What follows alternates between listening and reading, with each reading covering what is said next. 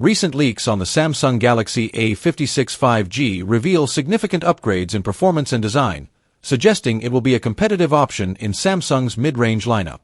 The device is expected to feature the new Exynos 1580 processor, an octa-core chip with a prime core at 2.91 GHz and AMD's Xclipse 540 GPU based on RDNA 3, which should offer a substantial graphics boost. This configuration positions the A56 nearly on par with Qualcomm's Snapdragon 888 in performance, making it a solid choice for multitasking and light gaming. It will reportedly include 8 GB of RAM and launch with Android 15, providing users with the latest software enhancements. Benchmark scores reflect this upgrade, with single-core results around 1353 and multi-core scores reaching 3832, surpassing the Galaxy A55. The A56 is also anticipated to bring a refined design, with thinner bezels and improved camera capabilities, especially on the front sensor, enhancing selfie quality.